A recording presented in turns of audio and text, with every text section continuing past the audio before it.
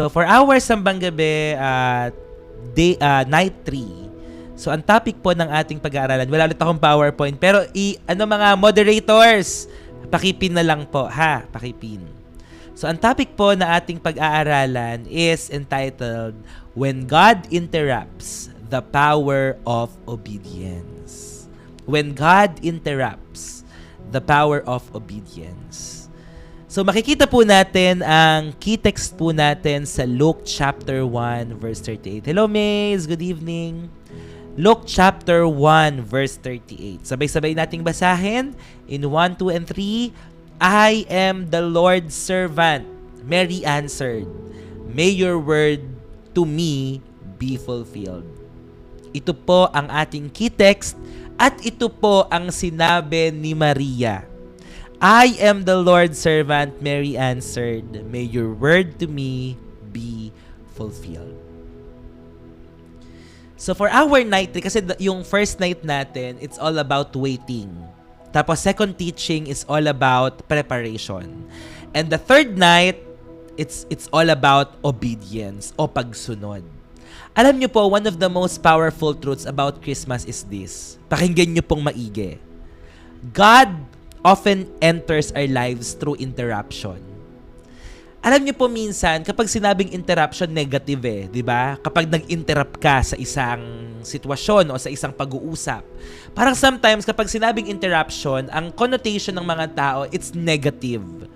But you know what? Si Lord ganun din, pumapasok sa ating mga buhay. Sometimes, it's through interruption. Itong si Mary po ay meron po siyang fiancé na si Joseph. Tama po ba? Si Joseph ang kanyang fiancé. Maayos naman ng kanilang pagsasamahan. Pero anong nangyari? Biglang nag-conceive si Mary. Bigla siyang nabuntis. Why? The problem is this. Ang problema during that time, wala pang nangyayari sa kanila. Kay Mary at kay Joseph. So ano ang posibleng isipin ni Joseph? Nagtaksel ang aking fiancé. Nagtaksil si Mary sa akin. Pwede pong iwanan ni Joseph si Maria. Pwede pong mangyari yon. And sometimes, kung titingnan natin, di ba, it's interruption. Pero alam niyo po, ano nangyari? Sila po ay sumunod sa pangungusap ng Panginoon. Kaya ito po ang sinabi ni Mary. I am the Lord's servant, Mary answered. May your word to me be fulfilled. Magkaroon ng kaganapan kung ano ang iyong sinabi sa akin. Let there be fulfillment. Alam niyo po si Mary, she was not praying for a miracle child. Ang gusto lang po ni Mary ay, siguro she was planning a simple life. No, yet God interrupted her ordinary story. Hindi pala ordinaryo lang na kwento, hindi pala simple lang ang magiging purpose ni Mary. Because God will give her an extraordinary assignment. Kung ikaw ngayon, iniisip mo na ang buhay mo ay parang simple lang, no? Ordinaryo lang ang gusto mo, pero sometimes po, bibigyan tayo ni Lord ng mga extraordinary assignment.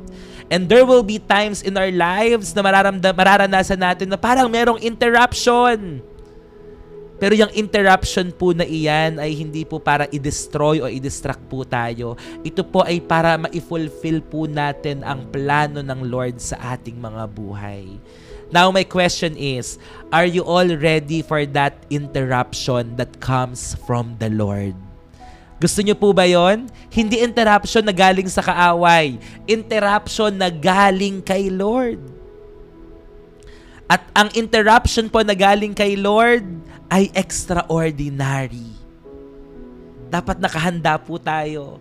Si Mary, di ba? Simpleng buhay, yun pala magiging tagapagdala ng isang tagapagligtas. Wow, what an extraordinary assignment. Baka meron pong ipapagawa sa inyo ang Lord na kakaibang mga bagay this coming 2026. At ngayon pa lamang po sa ating sambang gabi ay tinuturuan na tayo ng Lord. Sabi ko nung first night, paghihintay. Pangalawang gabi, ay pangalawang pagtuturo, preparation. And the third night, it's all about obedience. Ang ganda po ng series natin, Waiting, Preparation, and Obedience. Alam niyo po kung saan nagsimula ang tunay na Kapaskuhan? Nung time na si Mary, isang young woman, pinili niyang maging masunurin sa Panginoon. She chose obedience over comfort. Pwede siyang tumanggi eh. Lord, wag ako. Hindi ako karapat-dapat. Wag ako.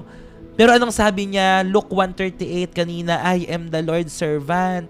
May your word to me be fulfilled. Kung ano po ang sinasabi mo, magkaroon ng kaganapan. Mga kapatid, nawa maging ganito rin tayo.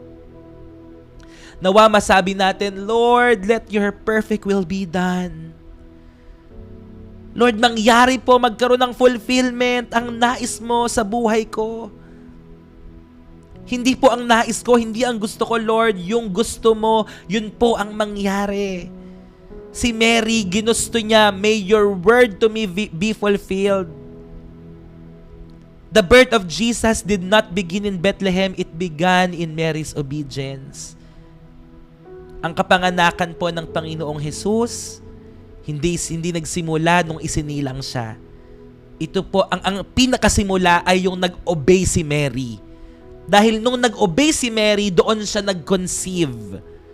So before there was a manger, bago magkaroon ng sabsaban, merong isang pusong nagsusuko sa Diyos. God did not force His will on Mary eh.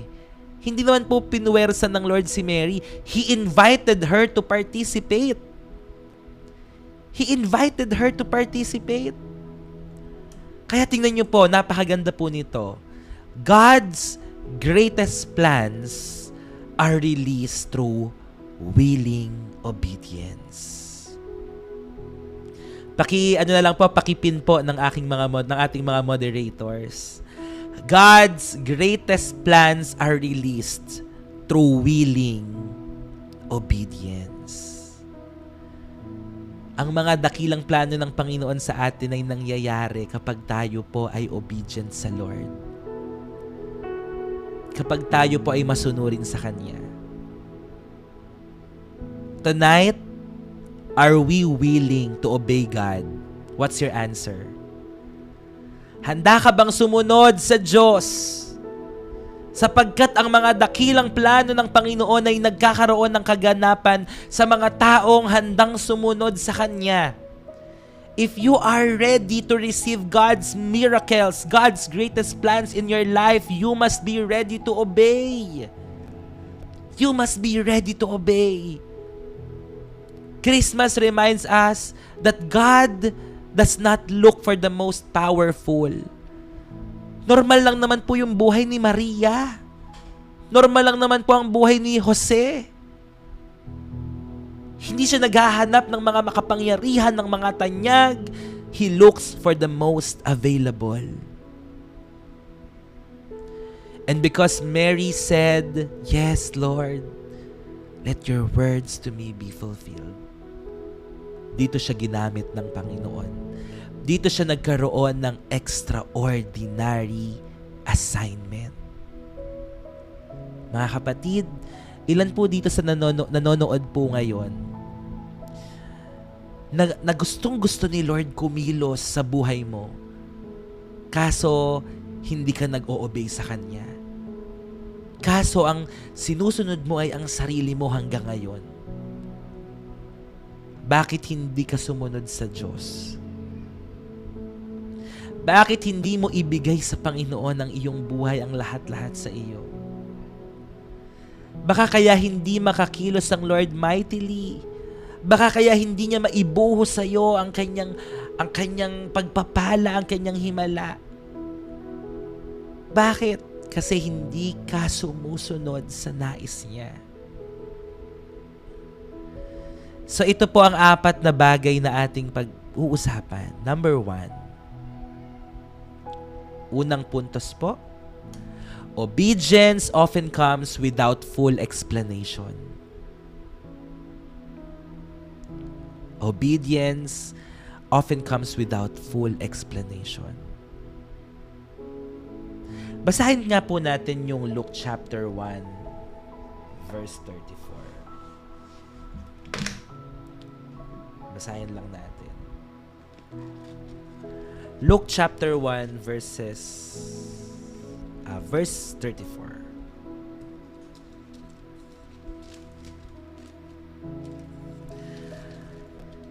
Ano po ang sabi dito sa Luke 1 verse 34? Actually, nagtanong si Mary. Pwede ba basahin natin sa una? Teka lang.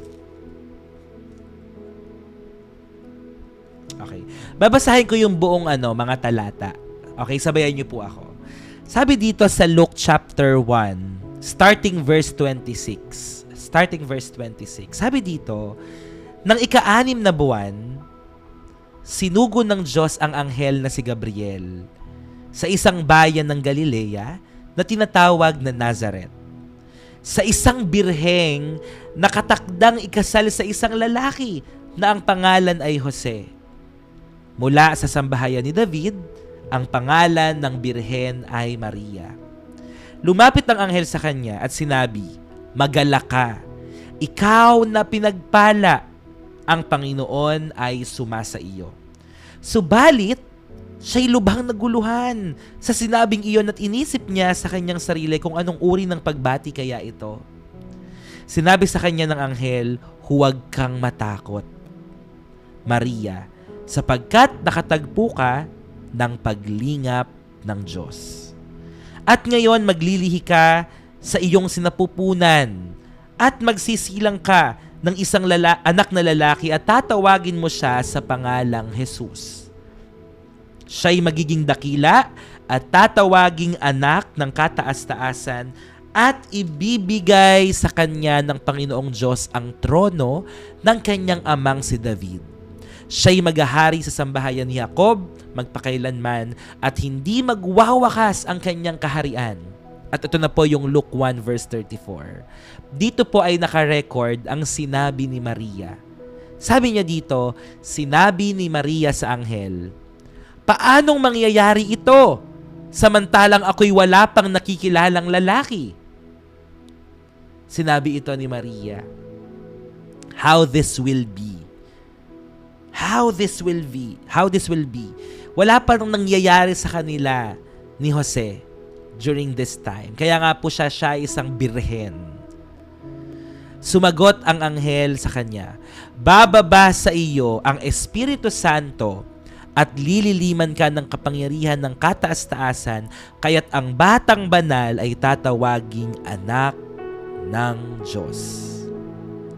Nagtanong si Maria, paano po ito mangyayari? But you know what? God answered the promise, but not the process. Ang sinagot ng Panginoon ay kanyang pangako, hindi po ang proseso kung ano ang gagawin po ni Maria. Mary was given the assurance but not all the details. Mga kapatid, alam niyo po ba na sa atin pong pagsunod, minsan ay hindi na natin kailangang malaman kung bakit. Bakit mo kailangang gawin? Ang nais ng Panginoon, pagganahin natin ang ating pananampalataya. Susunod tayo sa Kanya. Hindi po ito blind obedience, mga kapatid ha. Basta alam natin na ito ay kalooban ng Panginoon. Malalaman naman po natin yan kung nagbabasa tayo ng salita ng Diyos eh. Malalaman natin kung ang pinapagawa niya sa atin ay kalooban niya. Huwag po tayong magbulag-bulagan.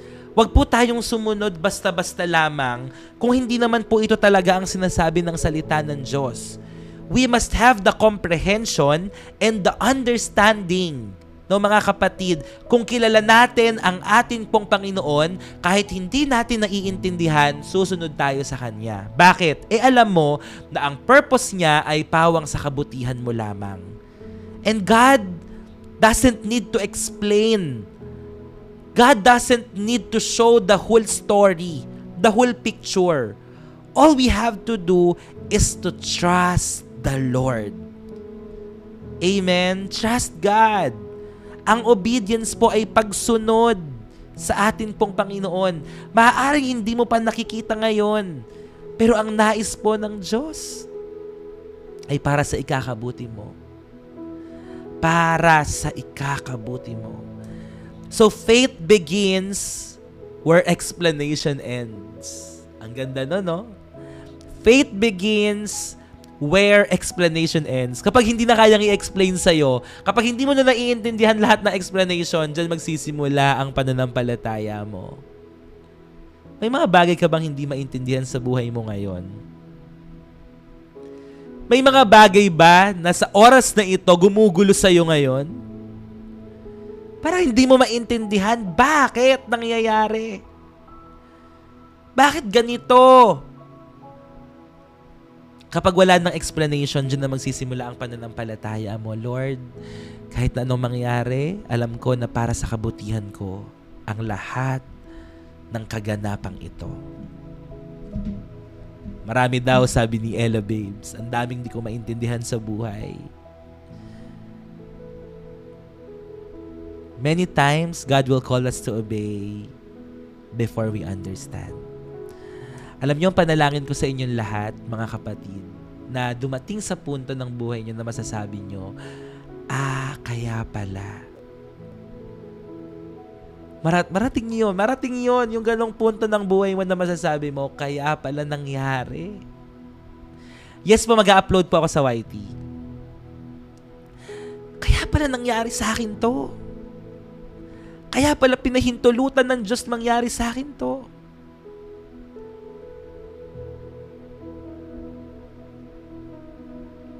Lahat tayo, Eros, Kyle, lahat tayo. Lahat tayo nagkakamali, lahat tayo bumabagsak, lahat tayo nagkakasala. Pero palaging, napaka lalim ng habag at biyaya sa atin ng Diyos. Napakalalim ng habag at biyaya niya sa atin. Hindi mo maiintindihan, bakit mo ko tinatanggap, Panginoon, sa kabila ng aking mga kasalanan? Bakit pa ulit-ulit mo akong minamahal sa kabila ng aking pagtalikod sa iyo? Hindi natin maaarok ang isipan ng Diyos. God's ways are higher than our ways, and His thoughts are higher than our thoughts. Just always believe na mahal tayo ng Panginoon. At alam niyo yung pagmamahal na yon ang magbabago sa atin. Unti-unti. Again, you don't need to understand all things. Hindi kailangan ng explanation lahat. All you have to do is to obey God. Alam niyo, tingnan niyo ang Lord, Ang tagal niyo nang uma-attend dito. Ang tagal nyo nang nanonood ng live stream na ito. Diba nung unang pagkakataon, halos sumuko ka na sa buhay mo? Nung unang pagkakataon, bago ka makapanood dito, diba, sawang-sawa ka na pagod ka na hirap ka na. Tapos biglang nandito ka pa rin hanggang ngayon. Nandito ka pa rin hanggang ngayon eh. Inexplain ba sa'yo ni Lord? Wala naman eh, diba? Hindi naman niya inexplain sa'yo lahat, pero tingnan mo, sumusunod ka pa rin sa Kanya. Hindi mo nga naiintindihan kung bakit eh. Pero nandito ka pa rin. Diba? Himala ng Diyos yun eh.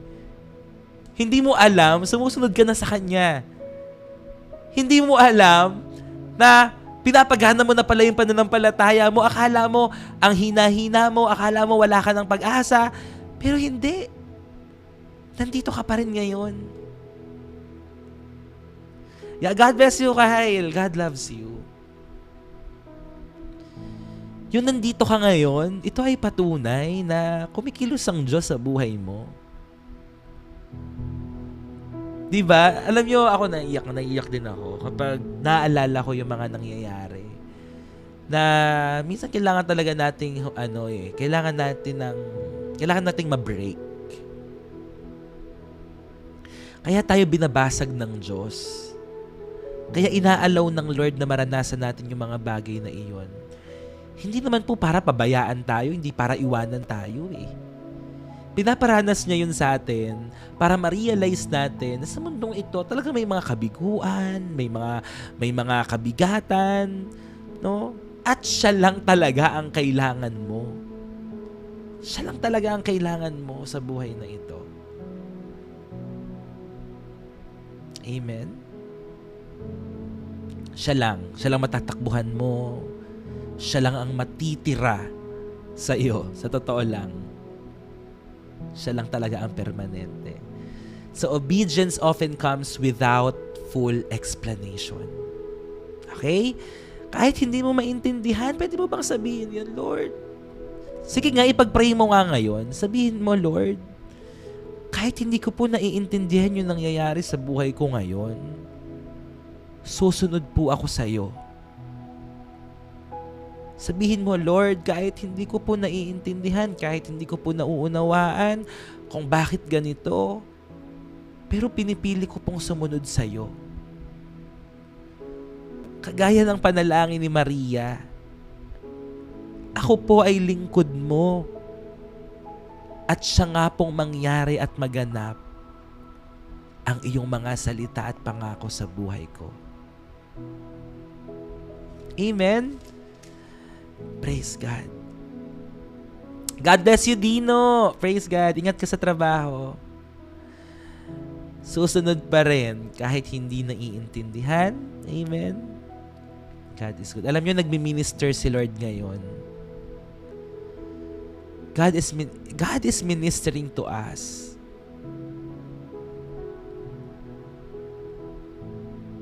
Pwede ko bang ipag-pray lang kayo saglit? Hallelujah. Panginoon, hindi ko po alam kung sino dito sa mga taong nanonood ngayon ang may mga mabibigat na kalooban.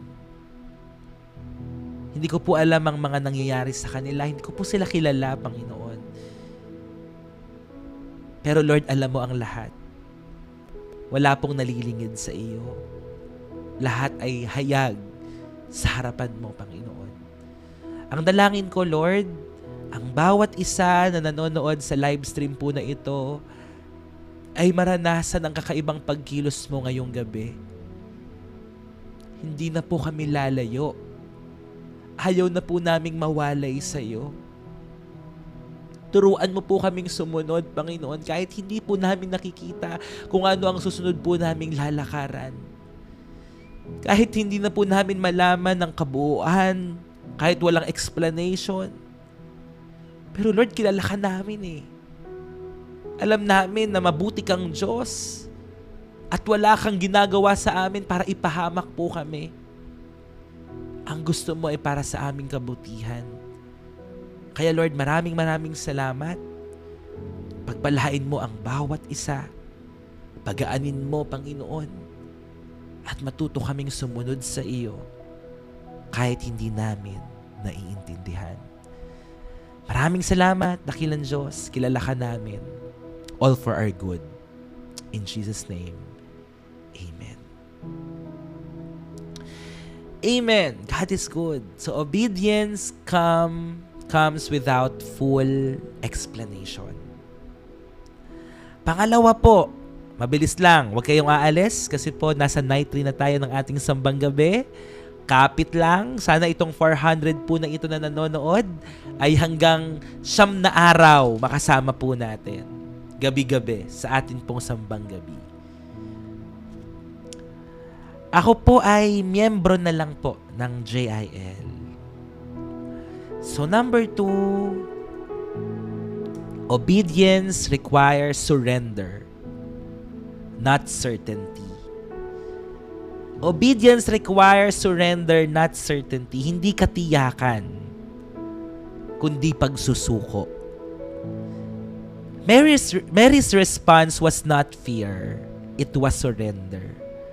Alam niyo ang sabi niya, ako po ay lingkod mo, Panginoon. Sabi niya, I am the Lord's servant.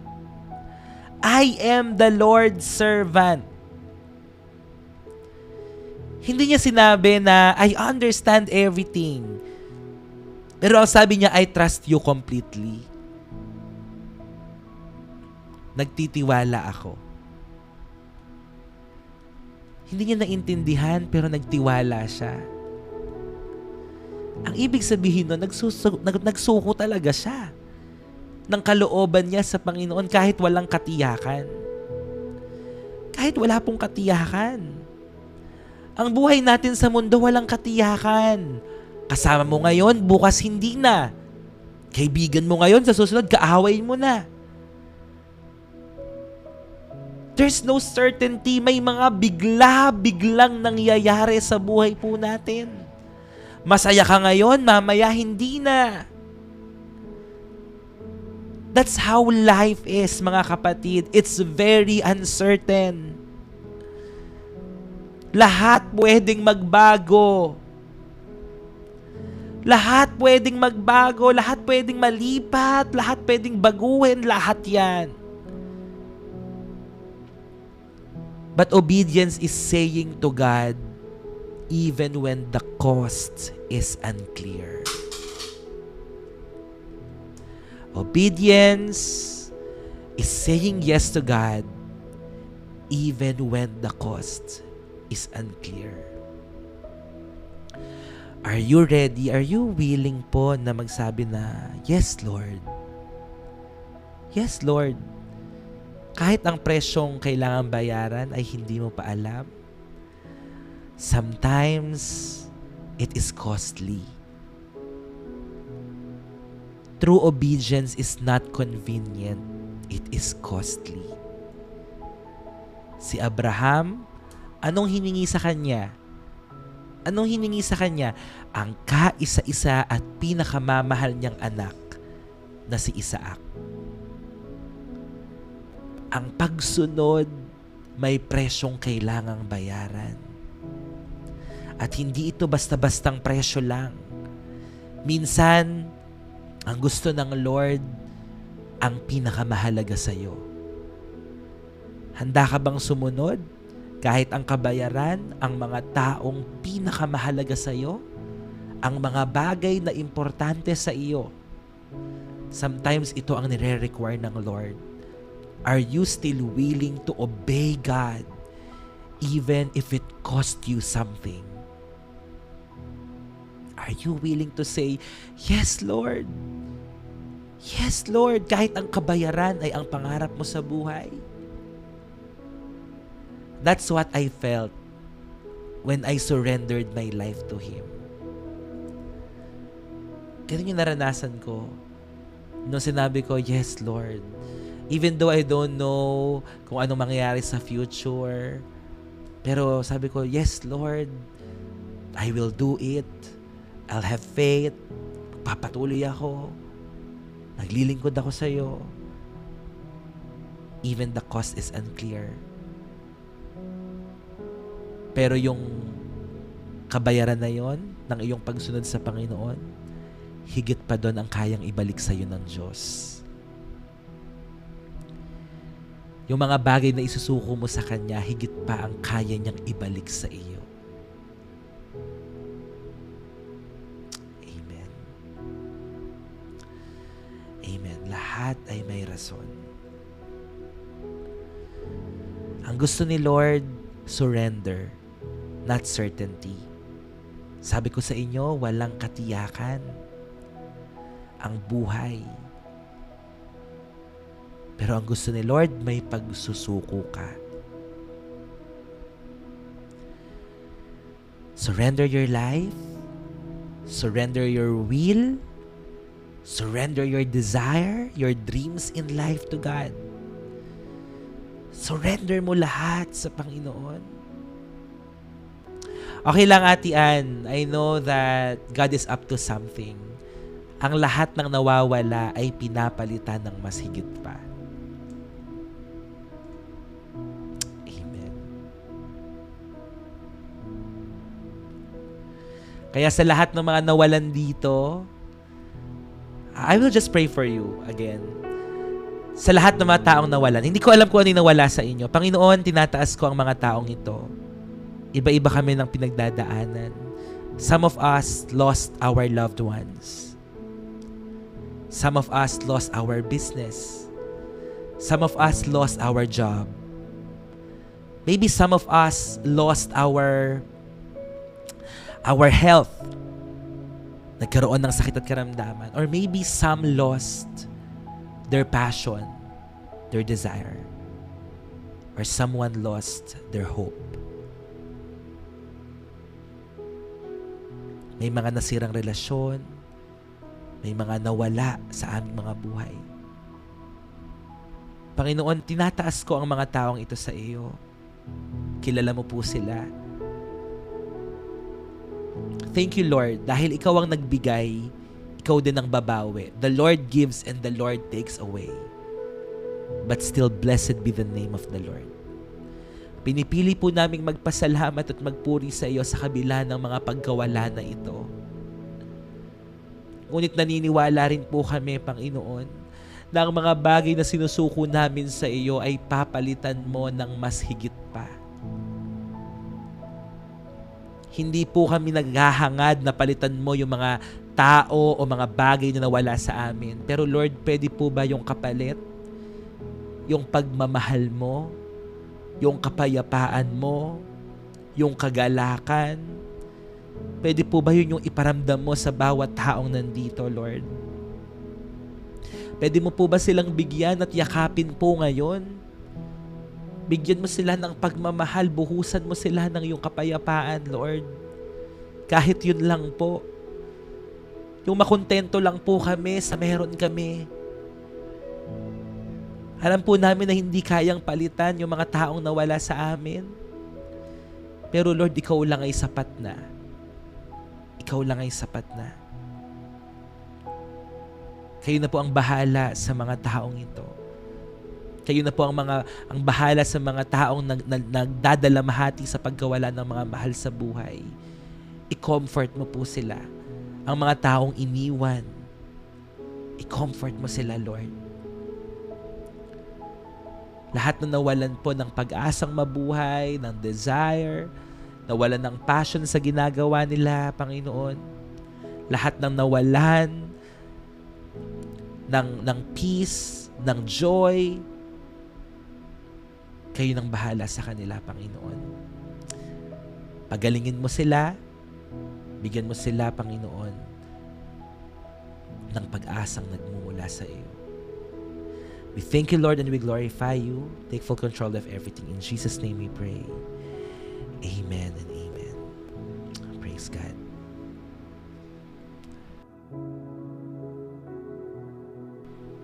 God is good.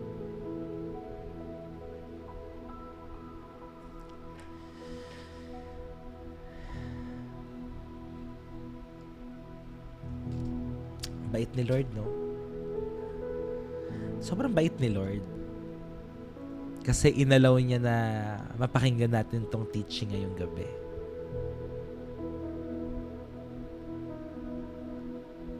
Amen. Glory to God. Yeah, God bless po. Totoo. Ang dami, lagi namang timely si Lord mangusap po sa atin. So, number 3, malapit na tayo. Last 2 points. Point number 3. Bakit nga nakakaiyak, no? Bakit ba nakakaiyak?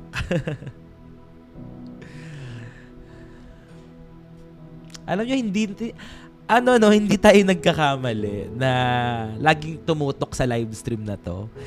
Alam ko may mga time na parang manonood ba ako, bubuksan ko ba yung TikTok ko, o magpapalamon ako sa kalungkutan, o magpapalamon ako sa problema.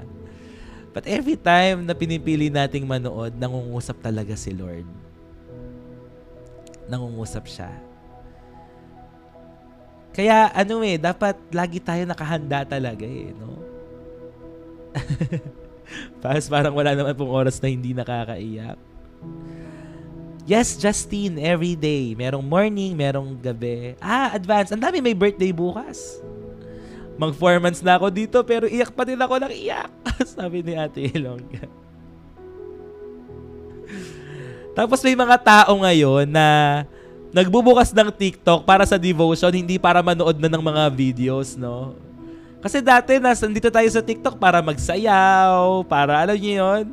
Pero ngayon, nagbubukas ng TikTok para mag-devotion. God bless you, Naxor, sa iyong operation. Mi ngayon, Pas. Yeah, mag-check out, diba? Hi from Taiwan. Amen. Lahat minsan ko na yun. Ano po, i-ano nyo ako lagi. Punta kayo sa notification tapos ilagay nyo na kapag nag-live ako, mag-notif sa inyo. Makikita nyo yun.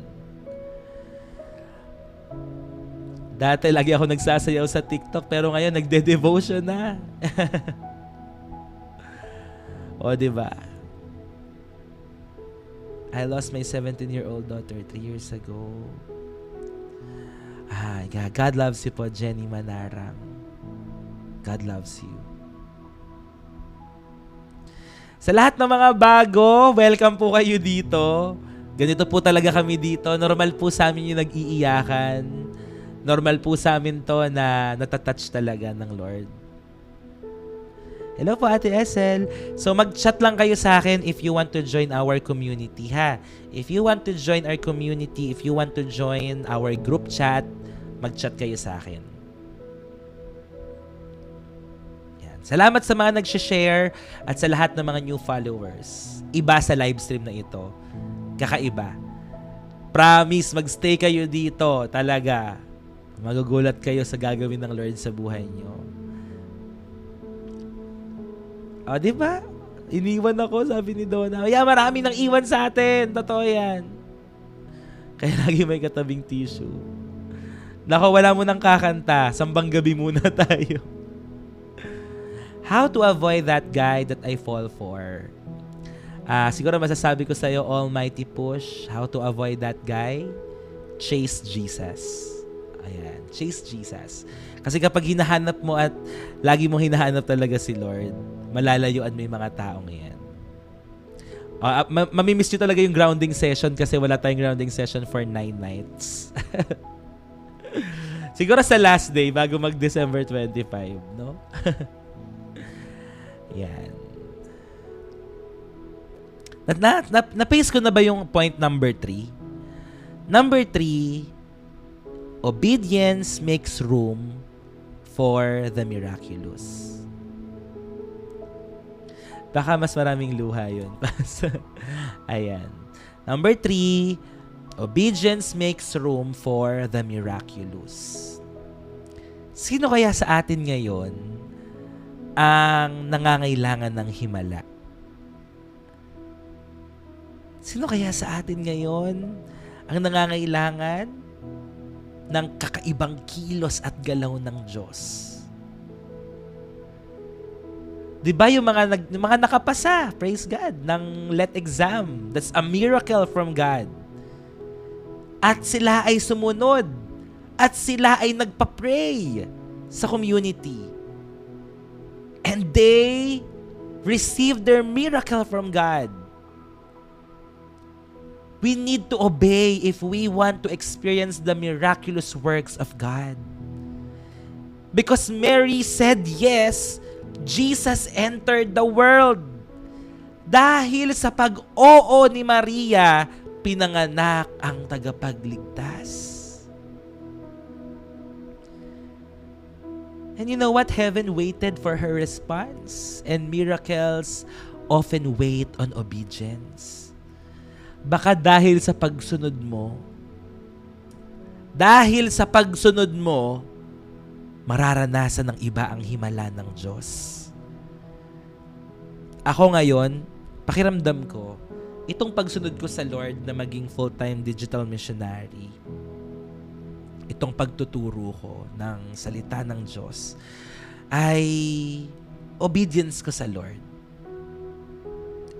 Obedience sa Panginoon.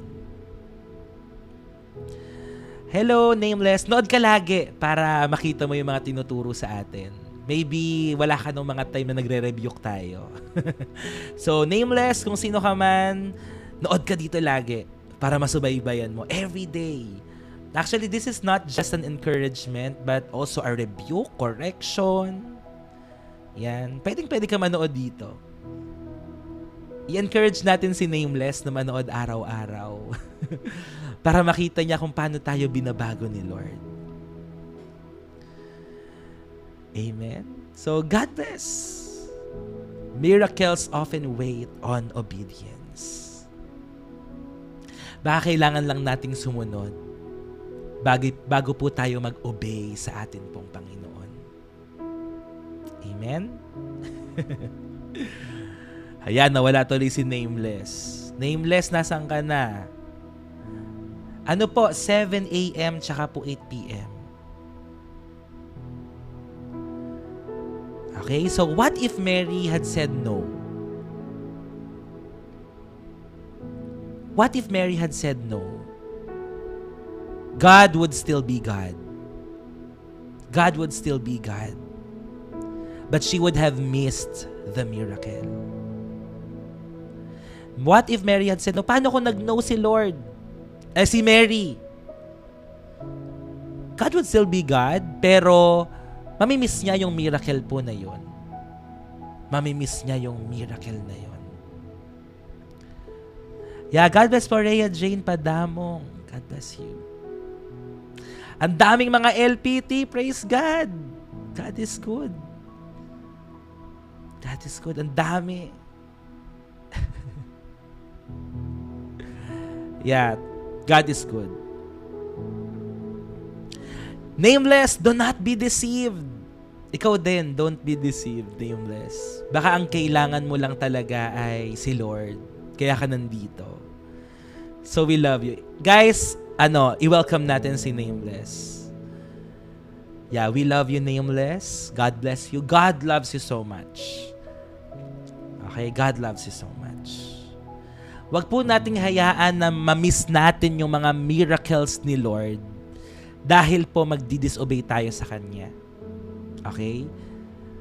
Wag nating hayaan na malagpasan tayo ng miracle ng Diyos dahil hindi tayo sumusunod sa Kanya.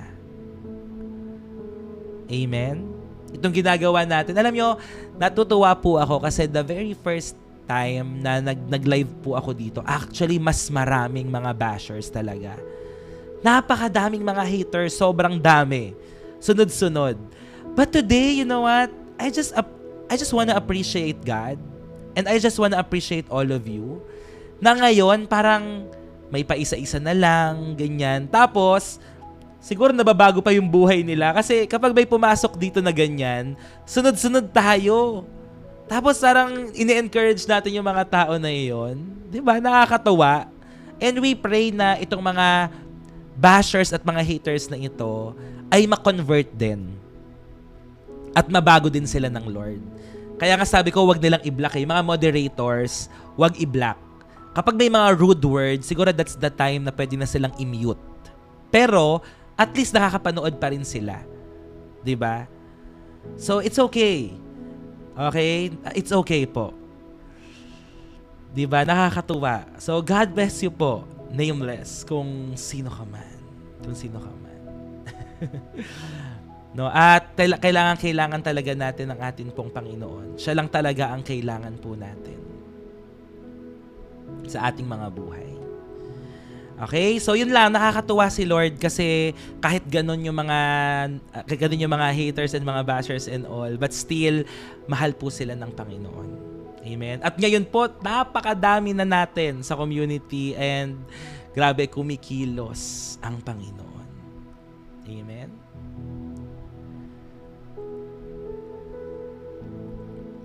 Amen. Okay, so number 4, and this is the last. Number 4, this is the last. Okay, God bless you, Stephen. Ingatan po kayo ni Lord. God bless you. Number 4 and the last for our Sambang Gabi for tonight. Obedience forms Christ in us. Yeah. Obedience forms Christ in us. Okay na mga kapatid, siguro pasensya na, Nameless. Kailangan naming matapos itong Sambang Gabi. So pwede na nating i-mute si Nameless for the meantime. Pero we are so happy that you are here with us. God bless you, kapatid. Amen. Yeah, focus muna tayo sa Word of God. Thank you so much mga moderators. God bless you. Okay, so obedience forms Christ in us. Sa atin pong pagsunod sa Panginoon ay hinuhulma po tayo ng Diyos. Amen? Tayo po ay pinoform ng atin pong Panginoon. Ano po ang sabi sa Galatians chapter 4 verse 19? Galatians chapter 4 verse 19, until Christ is formed in you. Alam niyo po, ang pinaka-goal natin, mga kapatid, ay maging kawangis po tayo ng ating Panginoong Jesus. Maging kawangis po tayo ng ating pong Panginoon. Nawa po makita sa atin ang Christ-likeness, no, mga kapatid? Kahit nasa ang lugar man po tayo, kahit nasa ang platform po tayo, makita po ang kaningningan ng ating Diyos sa ating buhay. Hindi po tayo magsusuot ng maskara, hindi tayo magpapanggap. Hindi natin i-misrepresent si Jesus. Kailangan po kung ano lang ang sinasabi ng Panginoon, yun lamang po ang ating gagawin. Amen po ba, mga kapatid? Amen. Until Christ is formed in you. Nakikita nyo na po ba ang Panginoon sa inyong mga buhay? May nakapagsabi na po ba sa inyo na, uy, parang may nagbabago sa'yo? Meron po ba? May mga pagkakataon po ba na ganyan? Galatians chapter 4 verse 19. 'Di ba? Parang bumabait tayo, nagiging magalang tayo, nagiging mapagbigay tayo and all. Yan. Yes. So maganda 'yan. Ramdam ko, Pas. Amen. Nakikita na ng ibang mga tao. Amen. Nakikita na ng ibang mga tao kung paano kumikilos ang Diyos sa ating buhay. Nakokontrol mo na yung anger issues mo. Amen. Nakokontrol mo na. Amen. Praise God. Hindi na tayo kagaya ng dati. Hindi na tayo kagaya ng dati. Binabago na po tayo ng Panginoon. May fruit of the Spirit na. Amen. Totoo. May fruit of the Spirit na.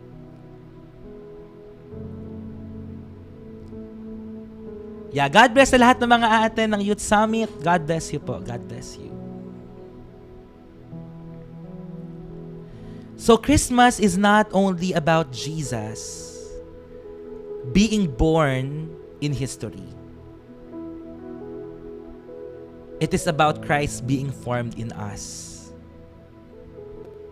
So sa bawat pagsunod natin sa Panginoon, sa bawat pagsunod natin, hinuhulma tayo ng Diyos.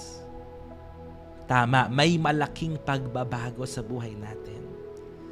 And every act of obedience shapes Christ's character in our lives. Every act of obedience.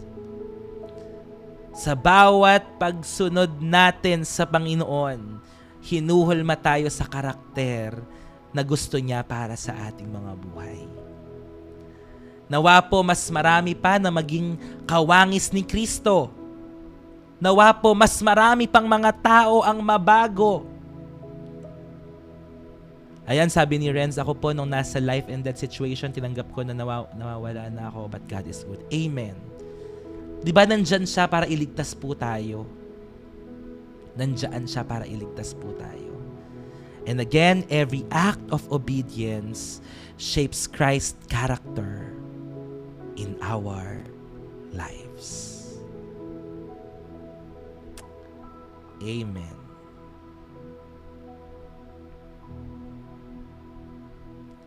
Christ is the answer. Tama. Christ is the answer. So all we have to do is to obey. Okay? Mag-obey tayo sa Lord. Obey, obey, and obey. Yeah, God bless you din. God bless you din, mga kapatid. Alam nyo, the purpose of this live stream is to reach people na wala pang personal na relationship sa Lord. Yan talaga ang goal natin. At kagaya ng Panginoon, bago tayo tumingin sa puwing ng ibang tao, tingnan muna natin ng troso na nakaharang sa ating mga mata. So the purpose of this live stream is not to judge anyone. Pero ang goal ng live stream na ito ay makita natin ang lalim ng pagmamahal ng Diyos. At ito ang magdadala po sa atin upang magrepent, upang humingi ng tawad, upang manumbalik sa atin pong Panginoon. Upang manumbalik sa Panginoon. So kaya tayong lahat na nandito, hindi po kalugihan ang pagsusuko ng buhay sa Diyos. Hindi kalugihan ang pagsunod sa Panginoon. So, tatlong mga katanungan. Where is God asking me to obey? Where is God asking me to obey? Saan ka ba tinatawag ng Diyos para sumunod sa Kanya? What have I delayed because I am afraid? Meron bang mga pagkakataon na natatakot ka kaya hindi ka sumusunod? Are you willing to trust God with your yes? Handa ka na bang magsabi ng, Yes, Lord, I will obey? Handa ka na bang magsabi nun? Yes, Lord, I will obey. Kung kayo ay ready na, paki-live comment, Yes, Lord. Amen.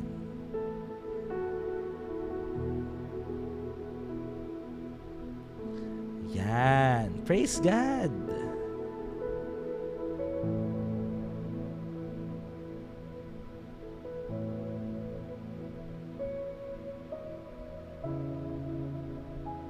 Amen. Yes, Lord. I will obey. Praise God, ang dami. Nakakatuwa. Praise God po. Sapagkat marami ang sa gabing ito nais ng sumunod sa Panginoon. Yes, Lord. I will obey. Amen.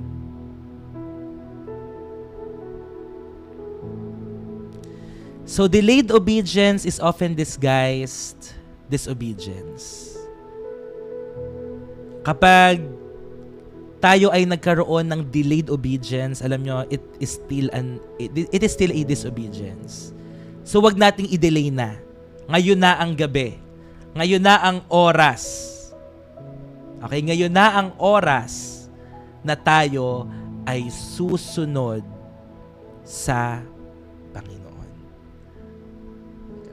Nalulobat na ata yung sound card ko. Ayan. Amen. Tayo ay susunod na sa Panginoon.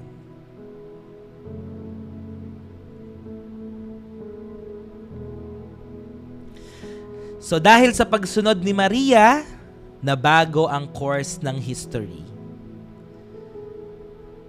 Your obedience can change lives, starting with your own. Kapag nagsimula kang sumunod sa Panginoon, maaari itong magresulta ng pagbabago ng buhay ng iba. Okay? So ang gagawin mo, sumunod ka lang. At hayaan mong kumilos ang Diyos sa buhay mo. Hayaan mong kumilos ang Panginoon sa buhay mo. Gagamitin ka niya upang maging daluyan ng pagpapala sa ibang mga tao. Gagamitin ka niya, kapatid, upang maging instrumento na kung saan magbabago rin siya ng buhay ng iba.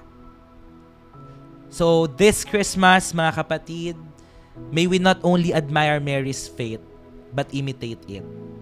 Let us imitate the faith of Mary nung sinabi niya, I am the Lord's servant. May your word to me be fulfilled. Amen? Amen and amen. Praise God! So, dyan po nagtatapos ang atin pong teaching for tonight. Nawa po ay na-inspire tayo, na-encourage tayo. Sa lahat ng mga hindi pa sumusunod sa Panginoon, sumunod na po tayo.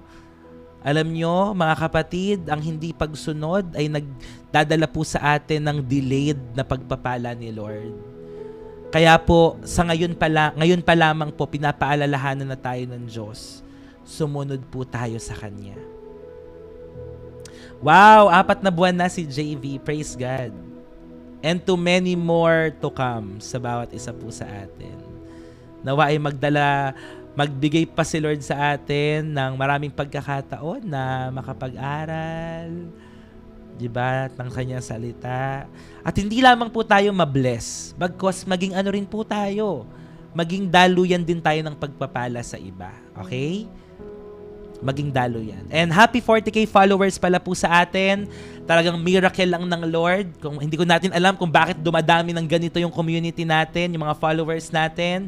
But we all know ito ay dahil sa Panginoon. Dahil talaga sa Lord. Hindi dahil sa atin. It's all because of Jesus. Okay? So lahat ng papuri ay para po sa Panginoon. At maraming salamat din sa lahat ng mga tulong po natin. Nawa po maging daluyan at instrumento tayo ng Panginoon upang maraming tao ang makakilala pa sa Panginoon.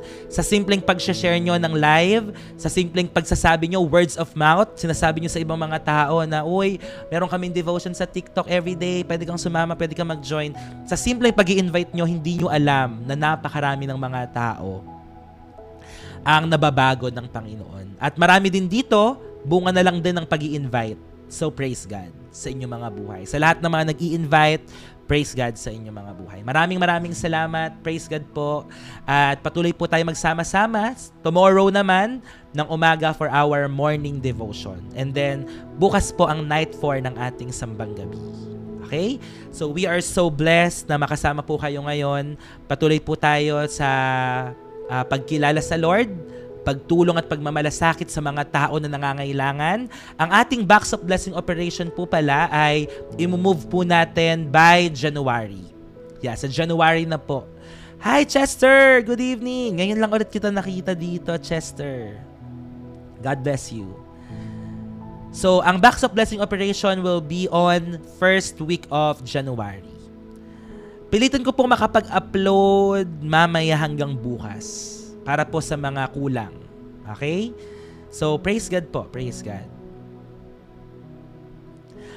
Hindi po ako makakasama tomorrow. Yes po. Pwede kayo mag-join kahit na ano pong religion nyo. Pwede po kayo mag-join dito. Yeah, walang condemnation, walang judgment. Ang tinuturo natin dito ay kompletong salita ng Diyos. Not just to encourage us, but to correct us, to rebuke us. May pagbabago ng buhay. Okay? Pero, depende sa pagtanaw po natin. Okay? And we believe na ang relihiyon po ay hindi ang makapagliligtas po sa atin. Okay? Hindi relihiyon ang makapagliligtas po sa atin. Yeah. So, yun mga kapatid, maraming salamat po for joining us tonight. Tayo po ay manalangin before we end. Hallelujah. Yung totoo na bless po ba tayo? May natutunan po ba tayo? At may i-apply po ba tayo sa ating mga buhay? So, yung first night ng ating sambang gabi, it's all about waiting. Pangalawang gabi, preparation. Pangalawang teaching. At pangatlo, it's all about obedience. At hanggang matapos natin ang 9 na araw na ito, nawa ay patuloy tayong turuan ng ating Panginoon. Okay?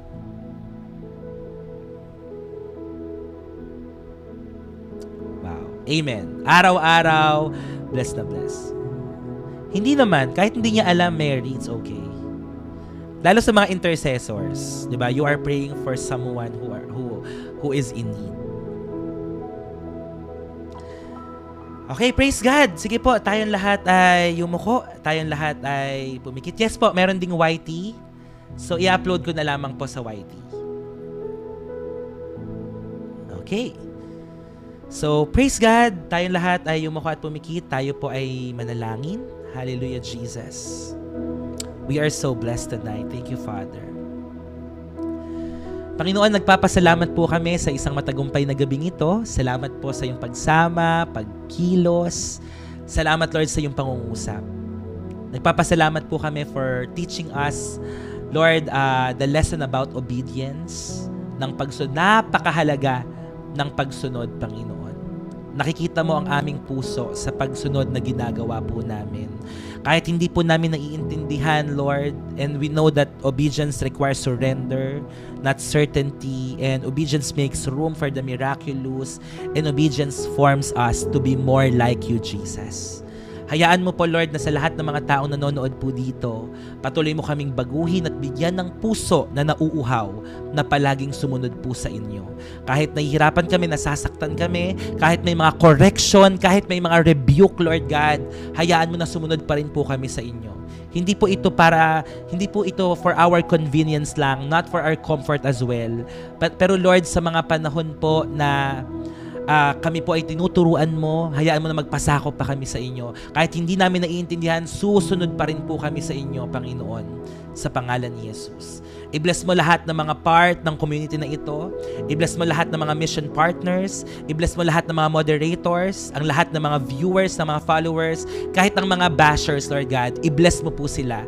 Because sinabi mo sa iyong mga salita to love our enemies, and so we love them, Lord God.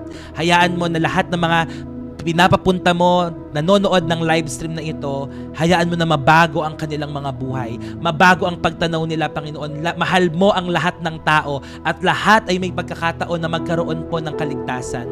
Huwag mo po silang kalimutan, Panginoon. Huwag mong kalimutan ng mga taong ito. Abutin mo sila, Lord. Huwag pong matapos ang kanilang buhay na hindi sila nakakapagsisi sa iyo, Lord God. Na hindi ka nila tinatanggap as their Lord and Savior of their lives, Lord. Maraming salamat, Panginoon. Pinagkakatiwala po namin sa iyo ang lahat-lahat ng bagay na meron kami. Patuloy kang kumilos, gumawa, maghari ka sa amin pong mga buhay ngayon at magpakailanman. Maraming salamat. We just continue to entrust everything unto you, God. Give us a good night rest tonight, Lord. Maraming salamat po. At i-restore mo ang mga nawawalang kalakasan sa amin sa bawat araw. Tomorrow, gisingin mo kami ng maaga para sa amin pong morning devotion. We thank you, Lord. We glorify you and we give you all the glory, honor, and praise. Cover us tightly with your most precious, powerful blood. In Jesus' name we pray. Lahat po ay magsabi ng Amen and Amen.